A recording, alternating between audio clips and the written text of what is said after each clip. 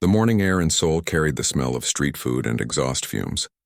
Kang Dae pushed his wheelchair along the cracked sidewalk, his arms strong from years of moving himself through the city. He was 38 years old, but his face looked older.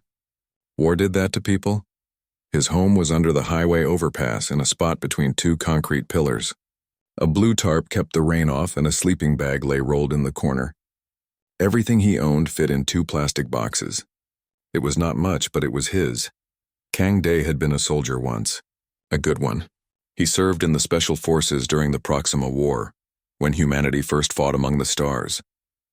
That was 8 years ago when aliens came to Earth and everything changed. The war lasted only 6 months, but it took his legs and most of his future. He got medals for his service. 5 of them. He sewed them onto his old military jacket because they reminded him of who he used to be. The government gave him a pension too, but it barely covered food and medicine. There was no money for an apartment, no job that wanted a man with no legs, and nightmares that woke him screaming. The city had changed since the war ended. Aliens walked the streets now, tall beings with strange skin and stranger eyes. They came for trade, for diplomacy, for tourism. Everyone wanted to see Earth, the planet that had fought the Galactic Union and somehow earned their respect. But no one wanted to see the soldiers who fought that war. People looked past Kang Dae when he rolled by. Sometimes they crossed the street to avoid him. He was a reminder of something uncomfortable, something that did not fit the shiny new world of alien technology and interstellar trade. Kang Dae did not blame them. He just kept moving. That morning he wheeled himself to the market in Gangnam. The vendors knew him there. Mrs. Kim always saved him the day-old vegetables. Mr. Cho let him have dented cans at half price, small kindnesses that kept him alive. He was heading back, his purchases in a bag on his lap, when the world exploded into noise. The sound came first, a high-pitched whine like metal tearing, then screaming. Kang Dae's military training kicked in before his mind caught up. His eyes scanned for the threat, his hands already moving to turn his wheelchair toward the sound. A diplomatic transport vehicle had crashed in the intersection. The hovercar was on its side, smoke pouring from its engines. The front was crumpled against a light post. Glass covered the street like ice. People stood frozen, their phones out, recording. No one moved to help. Kang Dae rolled forward. His arms worked the wheels hard, dodging panicked bystanders. As he got closer, he saw bodies in the wreckage. Alien bodies. They wore ceremonial armor, the kind guards used. They were not moving. Then he saw her. A young girl lay on the pavement, thrown from the vehicle. She was alien, her skin covered in soft, glowing patterns that pulsed weakly. She looked about 12 years old in human terms, though Kang Dae knew alien ages were hard to judge. Her legs were bent wrong. Blood that looked too purple leaked from cuts on her face. She was trying to breathe, but each breath seemed to hurt. Her chest heaved with effort. Her eyes were wide with terror. Kang Dae had seen that look before. On soldiers dying on alien worlds. On civilians caught in crossfire. It was the look of someone whose body was failing them. He rolled closer. The girl's eyes found his. She tried to speak, but no words came out. Her translator device lay broken next to her, crushed under debris. Emergency sirens wailed in the distance, but they were far away. Too far. The girl's breathing was getting worse. Her glowing patterns were fading. Kang Dae's combat medic training surfaced from 8 years ago. He looked at her body, her position, the way gravity seemed to be crushing her. Alien physiology was different from human. This species, whatever they were, their bodies were not built for Earth's heavy gravity. In her injured state, she was suffocating under her own weight. She needed to be elevated. She needed mobility. She needed help now. His wheelchair could do that. The thought came simply, without drama. His wheelchair had pressure controls, adjustable positioning, support systems. It could hold her at the right angle to breathe. It could keep her stable until real help arrived, but if he gave it to her, he would have nothing. Around him, people watched. Some filmed. Some shouted at him to get away, that he should not touch her, that it could cause a diplomatic incident.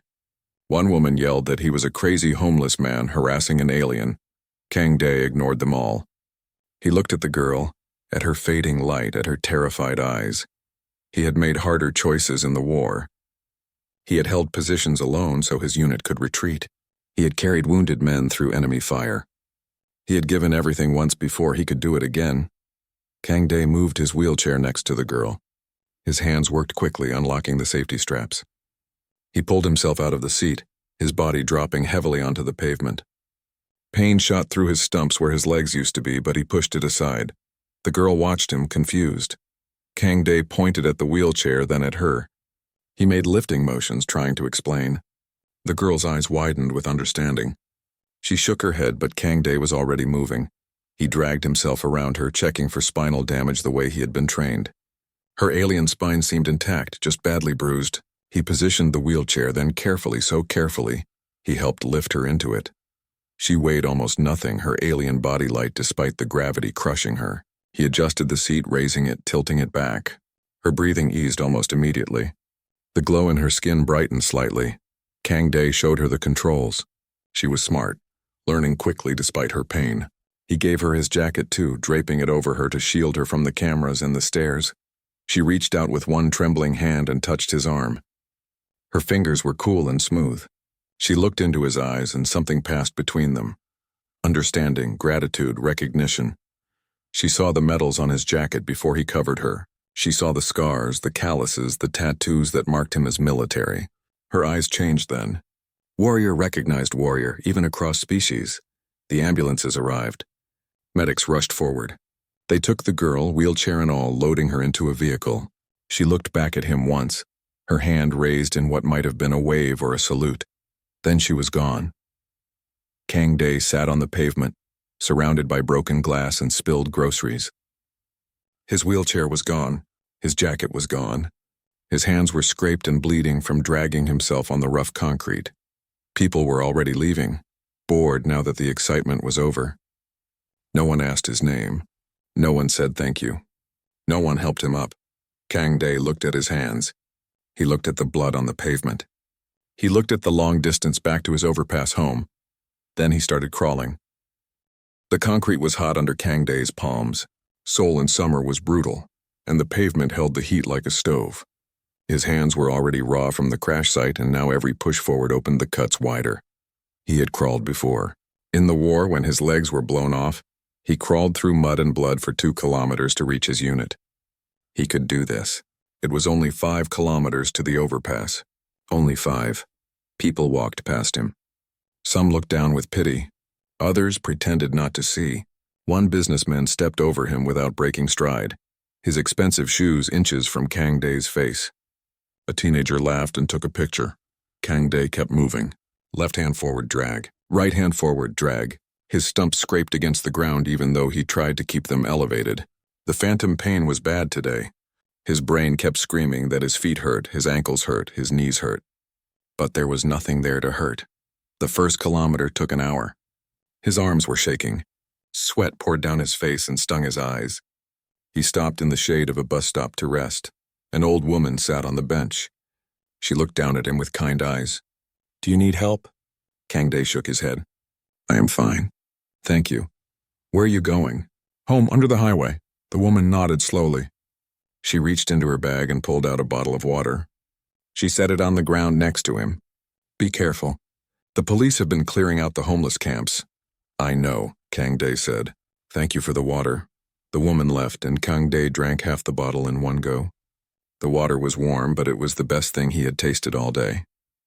He poured the rest over his hands, washing away some of the blood. Then he started crawling again. The second kilometer was harder. His shoulders burned. His hands were bleeding steadily now, leaving small red smears on the sidewalk.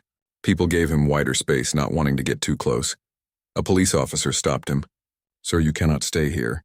Move along." Kang Dae looked up at the officer. "I am moving. You need to move faster. You are blocking the sidewalk. I have no wheelchair. This is as fast as I can go." The officer looked uncomfortable. He glanced at Kang Dae's stumps, at the medals still sewn to his shirt. "Are you a veteran?" "Yes." "From the Proxima War?" "Yes." The officer's face softened. He crouched down. "Where is your wheelchair?" "I gave it away. Someone needed it more." The officer stared at him. "You gave away your only wheelchair?" "Yes. That is insane." Kang Dae shrugged. "Maybe." The officer stood up. He looked like he wanted to say something else, but he just shook his head and walked away. Kang Day continued crawling. By the 3rd kilometer, his vision was starting to blur. The pain was everywhere now, not just his hands but his whole body. His muscles screamed. His stumps were raw and bleeding. He wanted to stop, to just lie down on the sidewalk and rest forever. But he kept thinking about the girl. Her terrified eyes, her failing breath, the way her glow had brightened when he lifted her into the wheelchair. She was alive because he gave up his mobility. That had to be worth something. The sun was setting when he reached the 4th kilometer. The streets were getting emptier. The good part of the city was behind him now. He was in the area where people like him lived. The forgotten ones. The broken ones. A group of men stood on a corner drinking. They watched him crawl past. One of them whistled. "Look at this guy." "Where is your wheelchair, friend?" Kang Day did not answer. Another man laughed. "Maybe he sold it for drugs." "Leave him alone," a third man said. "He is military." "Look at his medals, I'm military," the first man spat. Those guys fought for the government and look where it got them. Living in the street like dogs. Kang Day kept crawling. The men lost interest and went back to their drinking. The overpass came into view as night fell. Kang Day felt a surge of relief. Almost there. Almost home. His arms were barely working now, but he pushed through the pain. Left hand, drag. Right hand, drag. Under the overpass, the other homeless people were settling in for the night. There were about 20 of them, each with their own spot, their own territory. They looked up as Kang Day crawled into the camp. An old woman rushed over. Her name was Park Hana. She was 70 years old and had lived under the overpass for 5 years. She and Kang Day looked out for each other. "Kang Day! What happened?" "Where is your chair?" "Gone," he said. His voice was hoarse. "I gave it away." "You what?" Park Hana knelt beside him. She looked at his bleeding hands, his torn stumps, the exhaustion in his face. "You fool. You stubborn noble fool." "Someone needed it," Kang Day said. Park Hana called over 2 other men.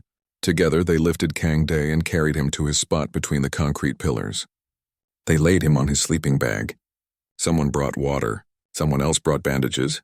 Park Hana cleaned his hands with gentle efficiency. "This is going to hurt." "I know," she poured alcohol over the wounds. Kang Day bit his lip but did not cry out. The pain was nothing compared to losing his legs. The pain was nothing compared to the nightmares. "Tell me what happened," Park Hana said as she wrapped his hands.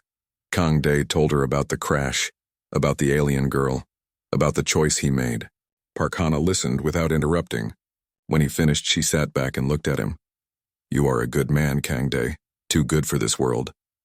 "I am just a man," he said. "No," Park Hana said firmly. "You are a soldier. A real one. Not the kind that just follows orders. The kind that protects people no matter the cost." She pulled out a thin blanket and covered him. "Rest now. Tomorrow we will figure out how to get you another wheelchair." "I cannot afford another wheelchair," Kang Day said. "We will figure something out." "We always do." Kang Day closed his eyes. His body was screaming in pain, but he felt a strange peace. He had made the right choice. He knew it in his bones. Around him, the overpass camp settled into silence. Someone coughed. Someone snored. A siren wailed in the distance. The sounds of the city at night. Kang Day drifted toward sleep, but the nightmares were waiting. They were always waiting. He saw the war again. The explosions. The screaming. The moment the mine exploded under his feet. The moment he realized his legs were gone, he woke up gasping, his heart pounding. Park Hana was sitting nearby, keeping watch. She did not say anything, just nodded to show she was there. Kang Day nodded back. The night dragged on. He slept in short bursts, waking every hour from dreams of blood and fire. Each time Park Hana was there, a silent guardian. As dawn approached, Kang Day lay awake, staring at the underside of the highway. Cars rumbled overhead, their sound a constant thunder. He thought about the alien girl. He wondered if she was okay. He wondered if she would remember him. He would never see his wheelchair again. He accepted that. It was gone, given to someone who needed it more. That was how things worked in his life. You gave what you could, and you did not expect anything back. The first light of morning crept across the sky. Kang Day heard birds singing somewhere. A new day was starting. Another day of survival, of scraping by, of being invisible to a city that had moved on without him. But then he heard something else. A low humming sound, mechanical and precise. It grew louder, closer. The ground vibrated slightly. Around the overpass camp, people started to wake, looking around in confusion. The humming became a roar. Kangday pulled himself up on his arms, looking out from under the overpass. His eyes widened. The street was filled with soldiers. Hundreds of them. They wore armor that glowed with the same soft light as the alien girl. They stood in perfect formation, silent and still. They were not human soldiers. Park Hana grabbed his arm. "Kangday, what is happening?" He had no answer. He could only stare as more soldiers appeared, materializing out of thin air. Their armor clinked softly as they moved into position, the sound of 500 beings moving as one, and they were all facing the overpass, facing him. The alien soldiers stood like statues in the morning light. There were so many of them, filling the entire street under the overpass. Their armor was beautiful and terrifying at once. Each piece glowed with soft blue light, covered in symbols that moved and shifted like living things. The homeless people huddled together, afraid. Some tried to run, but the soldiers blocked every exit. Not threateningly, just standing there, waiting. Park Hana held Kangday's arm tight. "What do they want?" she whispered. Kangday shook his head. He did not know, but something in his soldier's instinct told him to stay calm. These warriors were not here to attack. Their weapons were holstered. Their posture was formal, ceremonial. One alien stepped forward from the formation. He was taller than the others, nearly 7 feet. His armor was more elaborate, marked with golden symbols. He carried a long staff that hummed with energy. This was clearly their leader. The tall alien stopped 10 feet from the overpass. He looked directly at Kangday. When he spoke, a device on his chest translated his words into perfect Korean. His voice was deep and resonant. "We seek Kangday, the wheel walker, the warrior of Terra." Everyone turned to look at Kangday. He felt his heart hammering. Wheel walker? They meant his wheelchair. They were here because of yesterday. Because of the girl. Park Hana looked at him. "Should you answer?" Kangday pulled himself forward, dragging his body across the concrete. He moved out from under the overpass into the open. Every eye was on him. 500 alien soldiers. Dozens of homeless people. And now he noticed news cameras hovering in the air above. Journalists with their equipment. Police cars blocking the streets. This was big. Whatever was happening, it was big. He stopped a few feet from the tall alien. Looking up from the ground, Kangday felt small, broken, but he kept his back straight, his chin up. He was still a soldier, even without legs, even without a home. "I am Kangday," he said. His voice came out stronger than he expected. The tall alien's eyes widened. He looked down at Kangday's body, at his stumps, at his bandaged hands. Something like shock crossed his face. He turned to look back at the other soldiers as if confirming something. Then, with a movement so fast it was like lightning, the tall alien dropped to one knee. His armored fist came up to his chest, pressed over his heart. And behind him, all 500 soldiers did the same. The sound was like thunder. 500 warriors dropping to their knees in perfect unison. 500 fists striking armor. The ground shook with it. Kangday stared. He could not breathe. What was happening? The tall alien spoke again. "I am Captain Tail of the Royal Guard. We serve the House of Veltara. Yesterday you saved Princess Lyra, daughter of Empress Valara. You gave all you possessed so she could live. Princess." "The girl was a princess," Captain Tail continued. "When we found the princess, she told us what you did. She told us you crawled away into the city. We searched all night for the wheel walker. We expected to find a wealthy human, someone with many resources. We did not expect—" He gestured at Kangday's condition. "We did not know you gave your only means of movement." "We did not know you had nothing else." The captain's voice cracked slightly. "You gave everything. You are without legs, yet you gave your wheels. You are without wealth, yet you gave your protection. This is a warrior's sacrifice. This is the highest honor." Kangday did not know what to say. His mind was spinning. This could not be real. Things like this did not happen to people like him. Captain Tail reached behind him.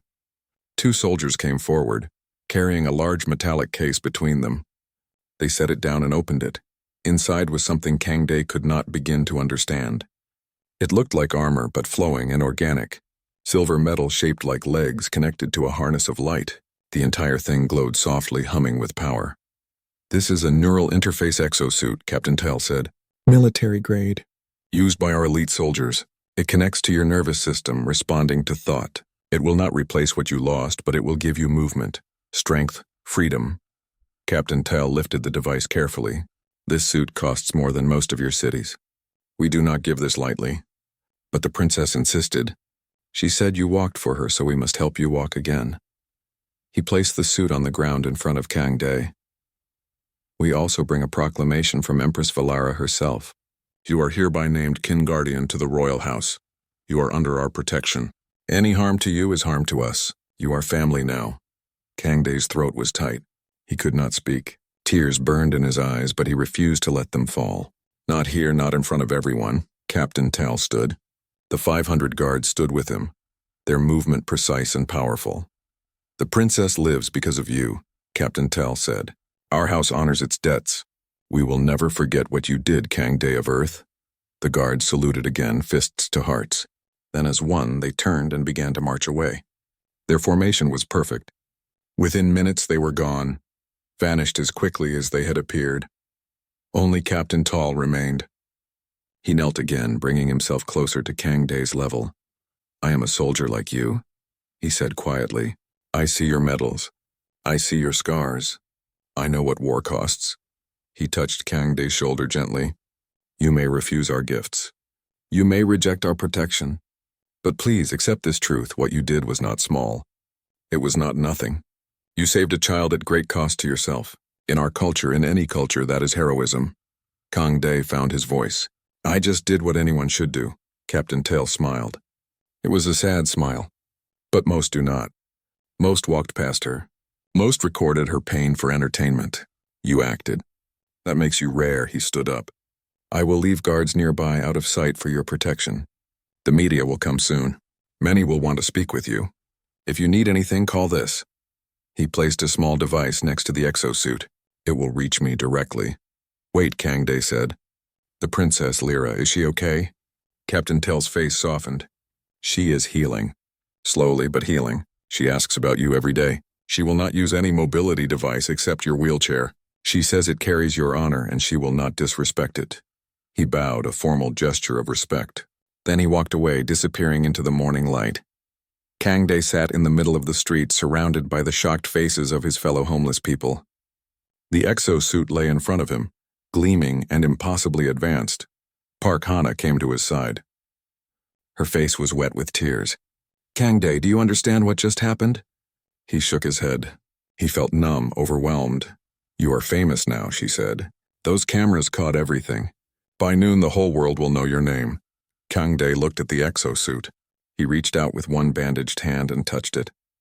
The metal was warm, alive with energy. It responded to his touch, lights dancing across its surface. I do not want to be famous, he said. I know, Park Hana said, but sometimes we do not get to choose. Around them, the other homeless people came closer. They looked at Kang Day with new eyes, wonder, respect, and something else. Hope. An old man spoke up. If they honor you, maybe they will see us too. Maybe someone will remember we are human. Kang Day looked at his community. These people who had nothing, who the city ignored, who survived day by day. They needed hope. They needed to believe that someone cared. He looked back at the exosuit, at the communication device, at the promise of protection and honor. Maybe this was not just about him. Maybe he could use this attention, this sudden fortune, to help others, to make people see the forgotten ones. But first, he needed to process what had happened. He needed time to think, to understand.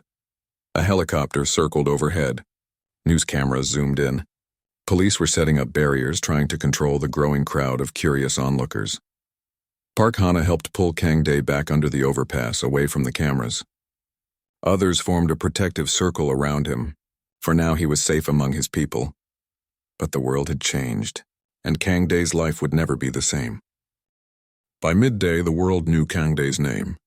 The video of 500 alien guards kneeling before a homeless veteran spread across every screen on Earth. Within hours, it reached every planet in the Galactic Union. The footage showed everything. Kang Day crawling on the concrete, his bleeding hands, his missing legs, the massive alien soldiers dropping to their knees. Captain Tell's words about sacrifice and honor. The gleaming exosuit placed before a man who had nothing. People could not stop watching it. They shared it. They cried over it. They argued about it. Under the overpass, Kang Day tried to hide from it all, but there was no hiding. News crews surrounded the area. Journalists shouted questions. Government officials demanded meetings. His old military commanders suddenly remembered his name. Park Hana and the other homeless people formed a wall around him. They refused to let anyone through. "He needs rest," Park Hana told a pushy reporter. "Leave him alone." "The people have a right to know his story," the reporter argued. "The people threw him away," Park Hana snapped. "You ignored him when he was just another homeless man. You do not get to use him now." The reporter left, but 10 more came. The police had to expand their barriers. The crowd grew bigger by the hour. Inside his small space between the concrete pillars, Kang Day sat with the exosuit. He had not tried it on yet. He was afraid to. What if it did not work? What if he looked foolish? What if putting it on meant accepting a change he was not ready for? A young homeless man named Jinho sat with him. Jinho was only 25, a veteran of the same war, though from a different unit. He had lost an arm and most of his sanity to combat. "You should try it," Jinho said, nodding at the suit. "I know. You are afraid." Kang Day nodded. "Yes, of what?" Kang Day thought about it. "Of hope, maybe. Hope can hurt worse than anything." Jinho understood that. Hope was dangerous for people like them. Hope made you vulnerable. But then Jinho said something wise. "You gave that girl hope. She was dying and you gave her a chance. Maybe someone is trying to give you the same thing." Kang Day looked at his young friend. Jinho was right. He was being a coward. After everything he had survived, he was afraid of a gift. "Will you help me?" Kang Day asked. Jinho smiled. Of course, together they examined the exosuit. It was incredibly advanced, but the design was intuitive. The harness went around Kang Day's waist and chest. The leg pieces attached to his stumps with soft, adaptable material that molded to his shape. With Jinho's help, Kang Day put on the harness. It was lighter than he expected. The metal felt warm, almost alive. When the leg pieces connected to his stumps, he felt a gentle tingling. The neural interface was mapping his nervous system, learning his body. "How does it feel?" Jinho asked. "Strange," Kang Day said. "Like my legs are waking up from sleep." He took a breath and tried to activate it. He thought about standing the way he used to. The suit responded instantly. The legs extended, supporting his weight. Slowly, carefully, Kang Day rose. For the first time in 8 years, he was standing. The world looked different from up here. He had forgotten how tall he used to be, how far he could see. Tears streamed down his face, and he did not try to stop them. "Kang Day," Jinho whispered.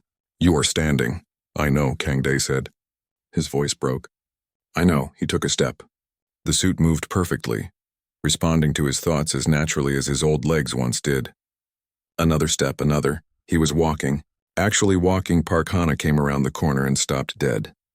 Her hand went to her mouth. "Oh, Kang Day," he walked to her. It felt like flying. Every step was a miracle. When he reached her, Park Hana threw her arms around him and sobbed into his chest. "I thought I would never see you stand again," she said. "I thought so too," Kang Day replied. The other homeless people gathered around, watching with tears in their eyes. They had all lost something. They all knew what it meant to have a piece of yourself returned, but the moment was interrupted. A man in an expensive suit pushed through the crowd, flanked by security guards. "Kang Day," the man called out. "I am Deputy Minister Kim from the Ministry of Veterans Affairs. We need to speak with you urgently." Kang Day turned to face him. Standing made him feel stronger, more confident. "What do you want?" "We want to help you," the minister said smoothly. "We are arranging housing, medical care, a full pension review. The government takes care of its veterans." "Really?" Kang Day said coldly. "Where was this help yesterday? Where was it last year? Where was it when I was sleeping in the rain?" The minister looked uncomfortable. "We admit there have been oversights, but that changes now. You are a hero. You deserve better." "I am the same man I was yesterday," Kang Day said. "The only thing that changed is that now the world is watching." "Please," the minister said. "Let us make this right." Kang Day studied the man's face. He saw calculation there. Politics. The government wanted to use him to show they cared about veterans, but they only cared because the aliens had embarrassed them. "I will accept help," Kang Day said slowly. "But not just for me. For everyone here. Housing for all of us. Medical care for all of us. Real support, not just promises." The minister hesitated. That is a significant request. Then deny it, Kang Day said, and explain to the cameras why you will help one veteran but not the others. The minister looked at the news crews filming everything. He was trapped and he knew it. I will see what can be done. You have 3 days, Kang Day said. After that, I hold a press conference and tell everyone exactly how veterans are treated in this country. The minister left quickly, talking urgently into his phone. Park Hana laughed. You are dangerous now. I have nothing to lose, Kang Day said. That makes me very dangerous. As the day wore on, more visitors came. Old military friends who had lost touch. Distant relatives who suddenly remembered him. Everyone wanted a piece of his story, but the visit that mattered came at sunset. A diplomatic transport arrived, much smaller than the crashed one. Captain Tal stepped out. He walked through the crowd with authority. No one questioned him. When he reached Kang Day, he bowed. I see you have accepted the suit, Tal said. Yes, thank you. How does it feel? Like a miracle, Tal smiled. Good. I come with a message from Princess Lyra. She wishes to meet you to thank you properly. Will you come to our embassy? Kang Day looked around at his community. At the cameras. At the chaos his simple act had created. When? Tomorrow, if you wish. Bring anyone you trust. The princess wants to meet the man who saved her, not the hero the media is creating. Kang Day thought about the terrified girl from the crash, about her glowing patterns fading, about her eyes meeting his in understanding. I will come. Then I will return tomorrow morning, Tal said. He paused. One more thing. Our security detected several threats against you today. People who think you should not have helped an alien. People who are angry at the attention. I am leaving guards here tonight, hidden but present. Do not worry. You are safe. After Tal left, Kang Day walked through the overpass camp. His new legs made soft humming sounds. He visited each person, checking on them, making sure they had food and blankets. Jinho walked with him. Everything is changing, the young veteran said. Yes. Are you scared? Kang Day considered the question. Yes, but I was scared in the war too. I did my duty anyway. What is your duty now? That was the question. Kang Day looked at his community, at these forgotten people who had become his family. He thought about all the other veterans living on streets across the country. All the people the system had failed. To speak, he said finally, to make them see us, to force them to care. That night Kang Day slept better than he had in years. The exosuit was folded neatly beside him. For the first time his dreams were not all nightmares. He dreamed of walking, of standing tall, of having purpose again. Tomorrow he would meet a princess. Tomorrow he would step into a new life. But tonight he was still just Kang Day, a soldier who had made a choice, a homeless man who gave everything to save a child. And somehow that had been enough to change the world. Captain Tal arrived exactly at dawn as promised. This time he came with only 4 guards, trying to be less intimidating. But anything less than 500 seemed small now. Kang Day had prepared carefully. He wore his cleanest clothes, which was not saying much. Park Hana had helped him wash and shave. The exosuit made him look almost normal, almost like he had never lost his legs. But he still moved carefully, not quite trusting the technology. You look good, Park Hana said. She adjusted his collar, fussing over him like a mother. Very handsome. I look like a homeless man in a fancy robot suit, Kang Day said. You look like a hero, she corrected. Kang Day had asked Park Hana to come with him. She refused at first, saying it was not her place. But he insisted. She was family. She deserved to be there. Captain Tal bowed when he saw them. Are you ready? As ready as I will ever be, Kang Day said. The transport was smooth and silent. It flew above the morning traffic, giving Kang Day a view of Seoul he had not seen in years. The city looked beautiful from up here, clean, organized, nothing like the street-level existence he knew. Princess Lyra is nervous, Tal said during the flight. She has practiced what to say 100 times. I am nervous too, Kang Day admitted. Good, that means you both care. That matters. The Veltharan embassy was a tall building near the river, built in a style that mixed human and alien architecture. Guards stood at every entrance, but they saluted as Tal's transport landed on the roof. Inside, the embassy was breathtaking. Walls that glowed softly, plants that seemed to hum with life. Everything was beautiful and strange. They were led to a private garden on the 3rd floor. It was peaceful there, with flowing water and singing birds. The ceiling was transparent, showing the sky above. And there, sitting in Kang Dae's old wheelchair, was Lyra. She looked much better than the last time he saw her. Her glowing patterns were bright and strong. Her cuts had healed, but her legs were still supported by braces, and she sat in his wheelchair like it was a throne. When she saw Kang Dae, her eyes went wide. She tried to stand, but her legs would not support her yet. Instead, she just stared. Kang Dae walked forward slowly. He stopped a few feet away and bowed, the way Captain Tell had bowed to him. Lyra made a sound that might have been a laugh or a sob. Then she spoke. Her translator turned her words into Korean. "You can walk," she said. "Because of you," Kang Dae replied. "No. Because of you." Lyra touched the wheelchair's armrest. "I remember everything. The crash, the pain, not being able to breathe. And then you came. You pulled yourself out of this chair and gave it to me. You saved my life. Anyone would have done the same." "No," Lyra said firmly. "I watched the human news. I saw the footage from that day. Many people walked past me. Many recorded me with their devices. Only you helped. Only you gave up everything." She looked down at her hands. "In my culture, when someone saves your life, you owe them a debt that can never be fully repaid. But we try. We honor them. We remember them. I do not want anything," Kang Dae said. "I just wanted you to live." Lyra smiled. It was a beautiful smile, full of warmth. "That is why we give you everything. Because you want nothing." She gestured to an older woman standing nearby. The woman was tall and regal, wearing robes covered in complex symbols. "This is my mother, Empress Valara." Kang Dae's heart jumped. The Empress herself. He bowed deeply, his military training taking over. Empress Valara walked forward. She moved with impossible grace, like she was floating. When she reached Kang Dae, she did something shocking. She knelt. The Empress of an entire alien civilization knelt before a homeless veteran. "My daughter lives because of you," she said. Her voice was like music. "I am in your debt. My house is in your debt. We will honor this debt for generations."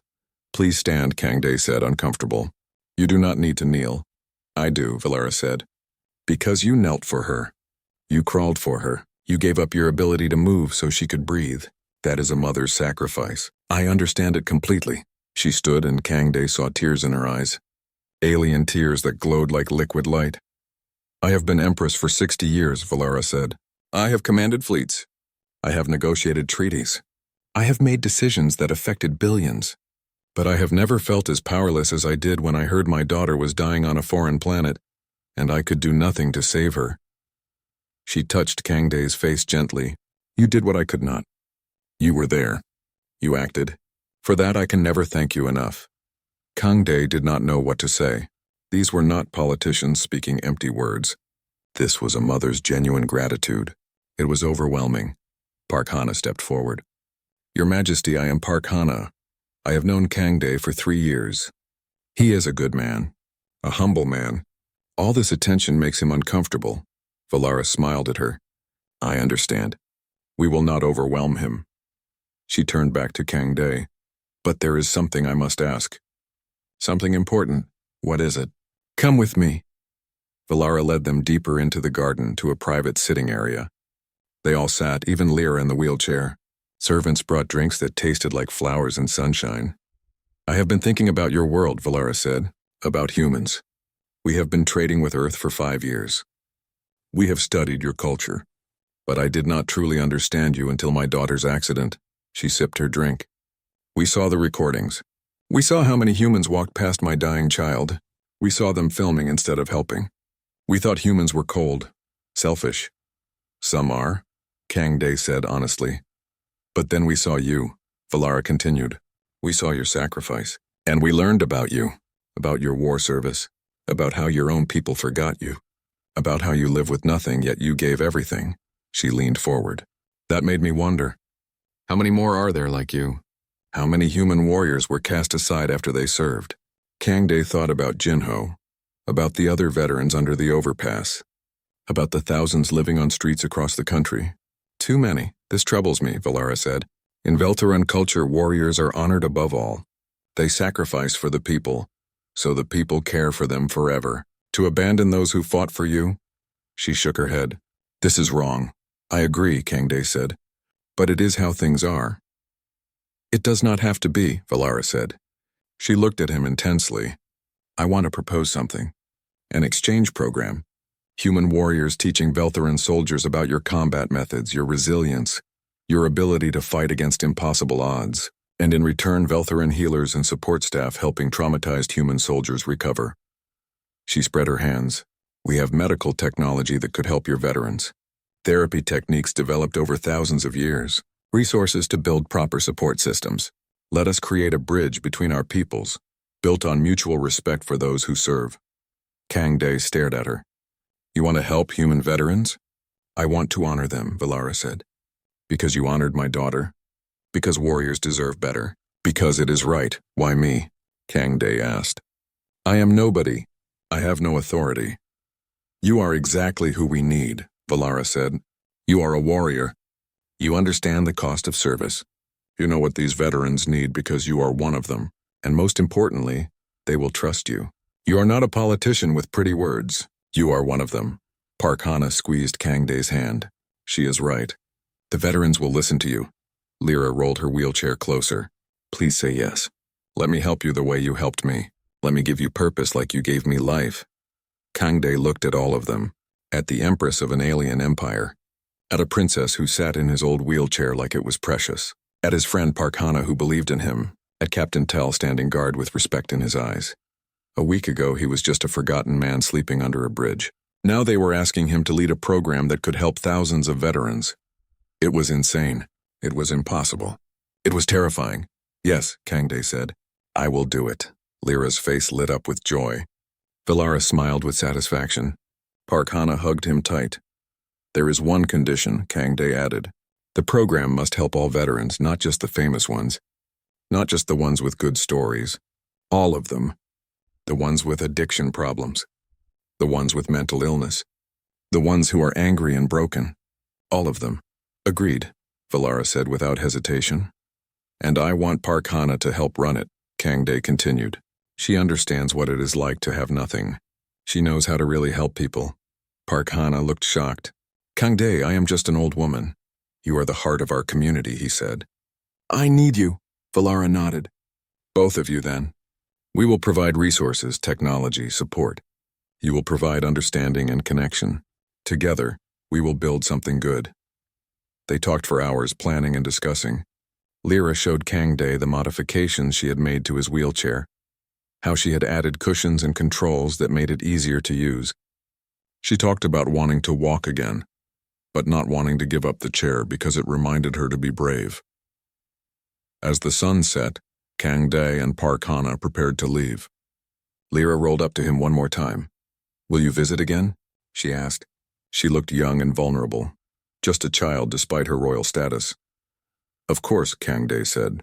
We are family now, right? Lyra nodded, happy. She reached out and took his hand. In Veltheran culture, it was a gesture of deep affection. Thank you, she whispered. For everything. Thank you, Kangday replied. For reminding me why I became a soldier in the first 3 months passed in a blur of activity. The world that had ignored Kangday for 8 years now demanded his time every day. But he was learning to navigate it, to use his sudden influence for good. The government, embarrassed by the international attention, had moved quickly. The homeless camp under the overpass was relocated to proper housing. Not just rooms, but apartments with medical care and job training. It was more than they had dared dream. But Kangday knew this was only because the world was watching. As soon as the cameras left, the government would forget again. That was why the Veltheran program was so important. The Human Veltheran Warrior Exchange Center opened in what used to be an abandoned military facility. The Veltherans had transformed it into something beautiful. Treatment rooms with advanced medical equipment. Training halls with both human and alien technology. Quiet gardens for meditation and recovery.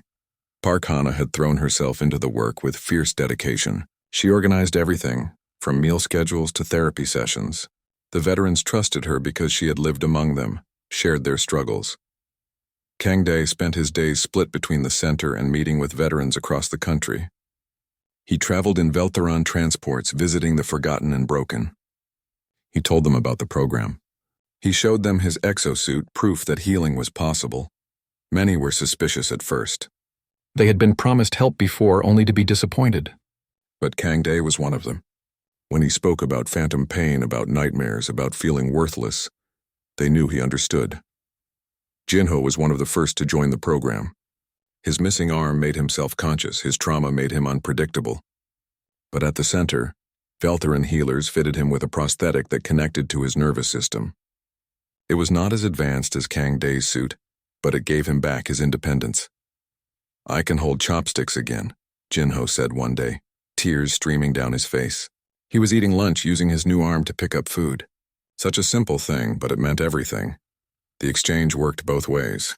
Veltheran soldiers came to learn from human veterans.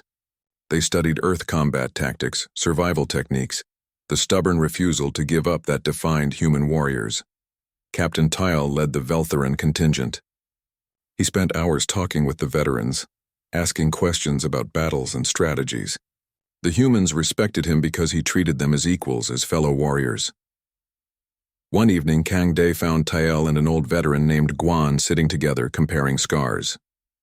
Guan had fought in 3 wars and had wounds across his entire body. Tyle had his own collection from decades of service.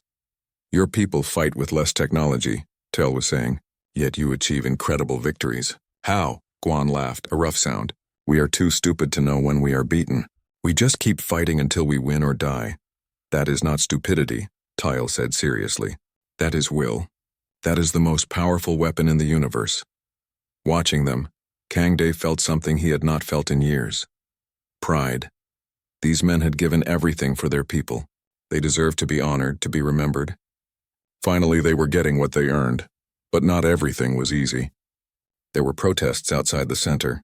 Groups of humans who hated aliens demonstrated every week. They shouted that veterans should be helped by humans, not outsiders. They accused Kang Day of being a traitor. "You sold out humanity for alien technology," one protester screamed at him. Kang Day stopped and looked at the man. "I gave my wheelchair to a dying child. That is all. If your problem is with aliens helping us when our own government would not, maybe you should protest the government." The protester had no answer for that. There were threats too. Anonymous messages saying Kang Day should be killed for helping aliens. The Veltharan guards took these seriously, increasing security. But Kang Day refused to hide. "I did not survive the war to hide from cowards," he said. Park Hana worried about him constantly. "You need to be more careful. These people are dangerous. So am I," Kang Day replied. "I am a soldier. I know how to handle danger." But late at night, when the nightmares came, he was not so brave. The stress of his new responsibilities triggered his PTSD more frequently. He would wake up screaming, convinced he was back in the war. Veltheran therapists worked with him, teaching him techniques to manage the episodes. It helped, but healing was slow. Some wounds never fully closed. One night, Princess Lyra visited the center. She had been on Earth for medical treatments and wanted to see the program she had helped create. She arrived quietly, without ceremony, still using Kang Day's old wheelchair even though she could walk short distances now. The veterans gathered to meet her. They were nervous, unsure how to act around royalty. But Lyra put them at ease immediately. "I am just a person," she said through her translator. "Like all of you. I was hurt. I was scared. I needed help. Kang Day gave it to me. Now I want to give help to others." She spent hours talking with the veterans, asking about their experiences. When one young woman broke down crying about the friends she had lost, Lyra held her hand and cried too. "Loss is loss," Lyra said. "Pain is pain. It does not matter what species we are. We all hurt the same." Later, Kang Day walked with Lyra through the gardens. She moved slowly, pushing the wheelchair beside her even though she did not need it. The chair was like a security blanket now, a connection to the moment that changed her life. "How are you really doing?" Kang Day asked. Lyra considered the question. "Some days are good. Some days are hard. The doctors say I will walk normally again, but it takes time. The physical healing is easier than the emotional healing." "I know that feeling," Kang Day said. "Do you still have bad dreams?" Lyra asked. "Every night." "Me too." She looked up at the stars. "I dream about the crash, about not being able to breathe, about thinking I would die alone on a strange planet." "But you did not die," Kang Day said gently. "No, because of you." She turned to face him. Do you know what my mother says? She says you gave her the greatest gift one person can give another. You gave her back her child. There is no way to repay that. But we will spend our lives trying. Kang Dae felt uncomfortable with such heavy gratitude. I just did what was right. That is what makes it matter, Lyra said. You did not think. You did not calculate. You just acted because someone needed help. That is pure heroism. They sat in silence for a while, watching the night sky. Somewhere up there was Lyra's home planet. Somewhere up there were countless worlds Kang Dae would never see. Can I ask you something? Lyra said. Of course, and do you regret it? Giving away your wheelchair? All the attention and pressure you got because of it? Kang Dae thought about the question carefully. His life had become complicated. He had responsibility now, pressure, expectations. He could not just disappear under an overpass and be forgotten. No, he said finally. I do not regret it. You are alive. These veterans are getting help. Something good came from a simple choice. How could I regret that? Lyra smiled. Good. Because I plan to spend my whole life trying to be worthy of what you did. I want to help others the way you helped me. You already are, Kang Dae said. This program exists because of you. Because of us, Lyra corrected. We are partners now. Friends. Friends, Kang Dae agreed. Over the following weeks, the program grew. More veterans joined. More success stories emerged. A soldier who had not spoken in 3 years finally talked again. A woman who had tried to end her life twice found purpose teaching combat techniques to Veltharan warriors. A man with severe PTSD got a service animal, a creature from the Veltharan homeworld that could sense panic attacks before they happened. The news media covered every success, making Kang Dae even more famous. He hated the attention but understood its value.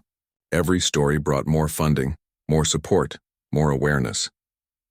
6 months after that fateful day when he gave away his wheelchair, Kang Dae stood before the UN General Assembly. World leaders and alien ambassadors filled the chamber. He was invited to speak about the exchange program, about what they had learned. He was terrified. Public speaking had never been his strength. But Park Hana had helped him prepare, and Captain Tail stood guard nearby for moral support. Kang Dae walked to the podium on his exosuit legs. The chamber fell silent. I am not a speaker, he began. I am a soldier. But soldiers know some truths that others forget.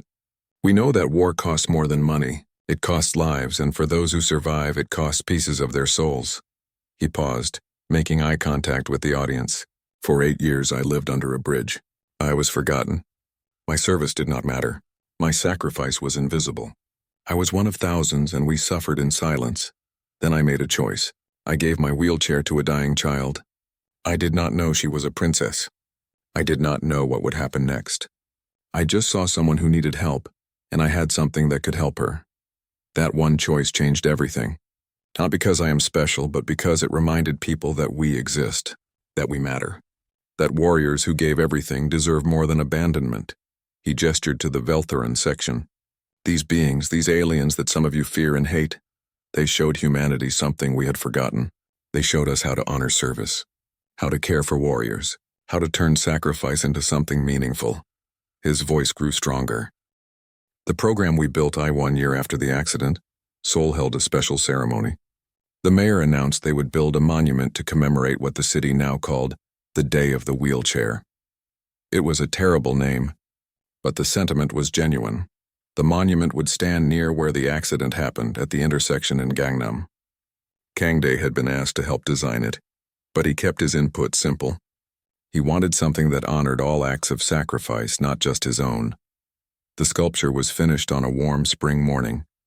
It was a bronze wheelchair, empty but positioned as if someone had just stood up from it. Next to it, a figure of a child stood on uncertain legs, one hand reaching back to touch the chair, the other reaching forward toward the future. The inscription was in Korean, English, and Veltharan. It read simply, "True strength is giving what you cannot spare." Hundreds gathered for the unveiling. Veterans from the program, alien diplomats, government officials, media from across Earth and beyond.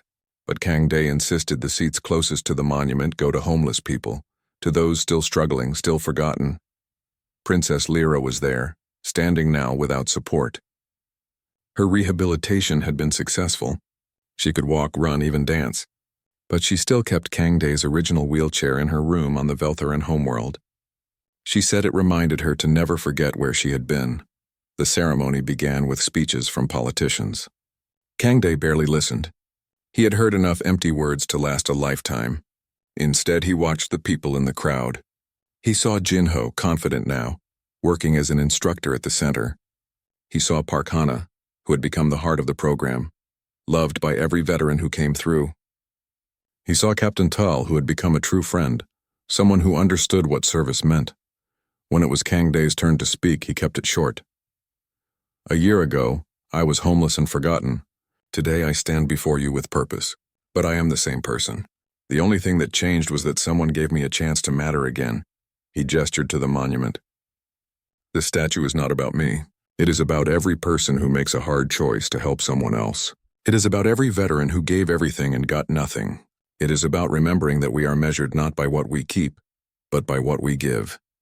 He paused, emotion catching in his throat. That girl over there, he pointed to Lyra, she was dying. I had one thing that could save her. Giving it up hurt. Crawling home hurt. Being homeless hurt. But knowing I helped, knowing she lives, that makes every moment of pain worth it. We can all be heroes. We can all make choices that matter. We just have to be willing to give what we cannot spare. Lyra came forward then, standing beside him. Together they pulled the sheet off the monument. The crowd applauded, cameras flashed, but Kangdae only saw the sculpture. It was perfect. Simple but powerful. A reminder that sometimes the smallest acts create the biggest changes. After the ceremony, Kangdae returned to the center. It was his home now, more than any apartment could be. He had an office there, a bedroom, a purpose. But more importantly, he had community. A new veteran had arrived that morning. His name was Minsu, and he was only 23 years old. He had lost both legs in a training accident, not even in combat. His bitterness was thick enough to taste. Kangdae found him in the common room staring at nothing. I am Kangdae, he said, sitting down across from Minsu. I know who you are, Minsu said. His voice was sharp. Everyone knows. You are the famous hero who gave his wheelchair to an alien princess. Very inspiring.